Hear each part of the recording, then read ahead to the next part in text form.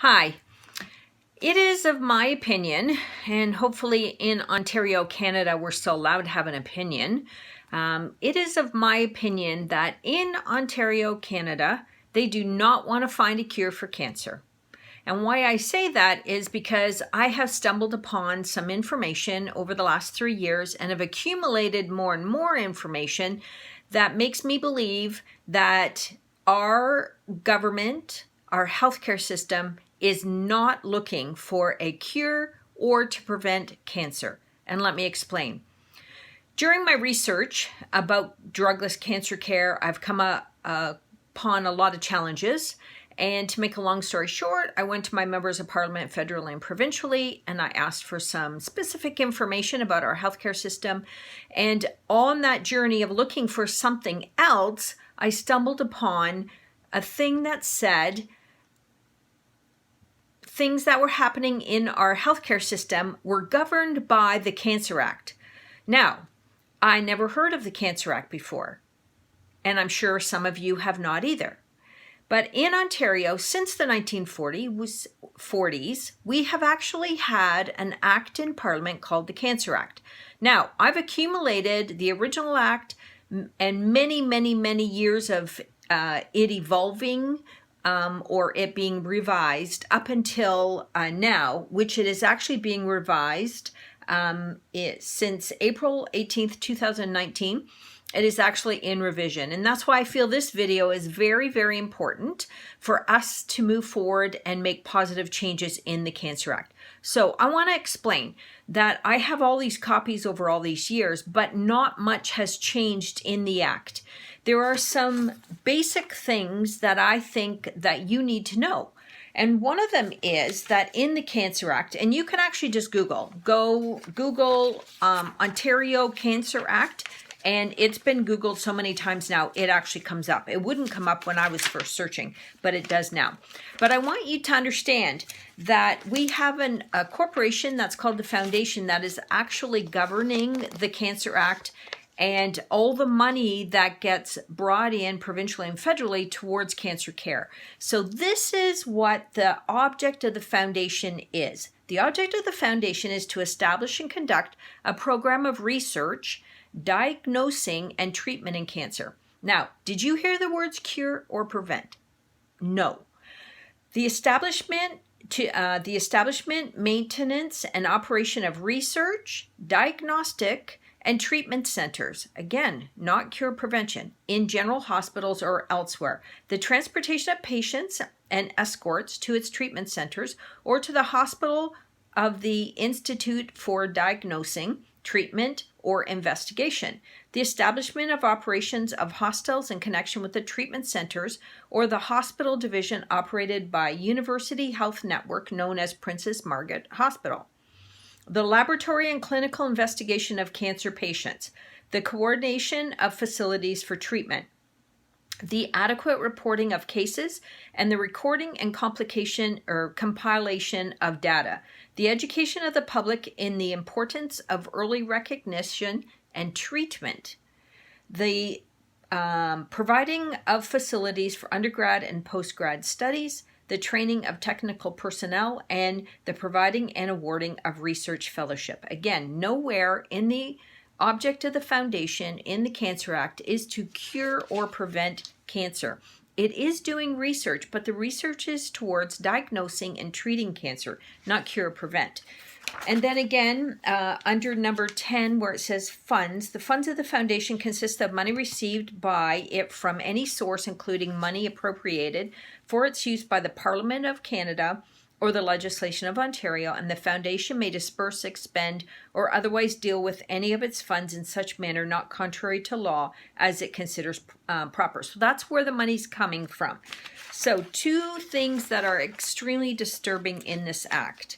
Number 14 says, subject to the approval of the Lieutenant Governor and Council, the foundation may acquire by purchase or lease or may enter upon, take and use without the consent of the owner thereof any land and buildings that are considered suitable for the purposes of the foundation and may erect buildings, acquire and install machinery and equipment, and purchase all such instruments, materials, and appliances and other matters and things that are considered necessary.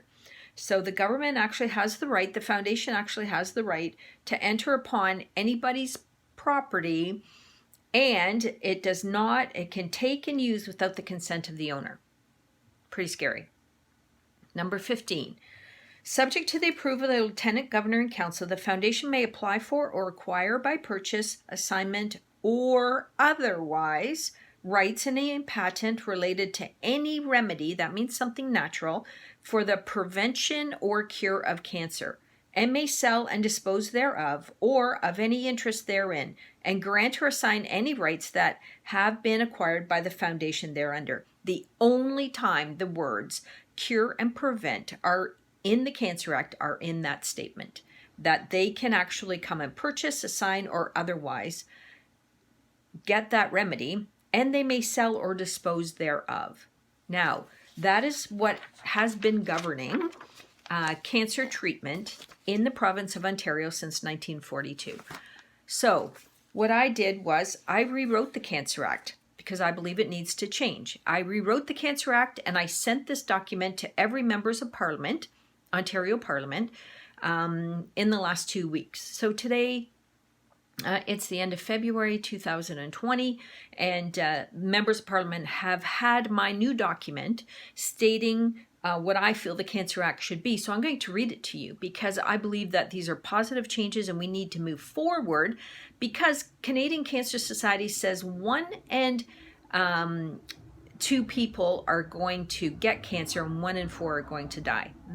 Our numbers are not getting better, more and more. And what is really heartbreaking, although it's all heartbreaking, what's really heartbreaking is to know that more and more and more children are getting cancer. And that's a whole different topic to talk about. But I want to read some of the changes that I believe need to be implemented. And then I'm hoping you'll contact your members of Parliament and that we can rally together and make some positive changes. So here's what I think. So the corporation known as the Ontario Cancer Treatment and Research Foundation, that's what it's called now, referred to in this act as the foundation, is continued under the name the Ontario Prevention, Cure, Treatment and Research Foundation, or OPCTR. The foundation shall consist of not fewer than 7 members who shall be appointed by the Lieutenant Governor and Council. All but 1 member have to be registered with the Regulated Health Professionals Act College, example, some from the College of Physicians and Surgeons, but some from the College of Homeopaths of Ontario. And this is my point. Equal numbers of complementary health practitioners and medical practitioners need to be on the board.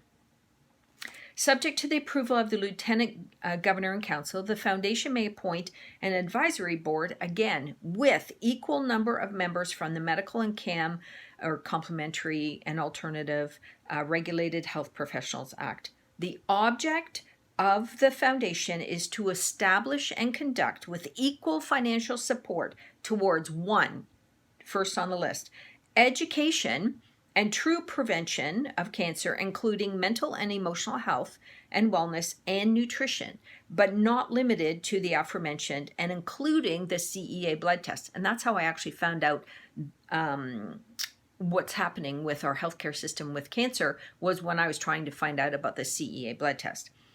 2, actual cure. Money has to go towards a cure, not just how to diagnose and treat. And number 3, treatment. And then number 4, research. The foundation may make arrangements with any facility focused on cancer prevention, cure, treatment, and research for the aforementioned, and again must be equally funded with standard of care and complementary alternative care. They talk about getting expertise, services of expertise. So I put in, if experts are considered, must be equal both from medical and CAM fields of expertise.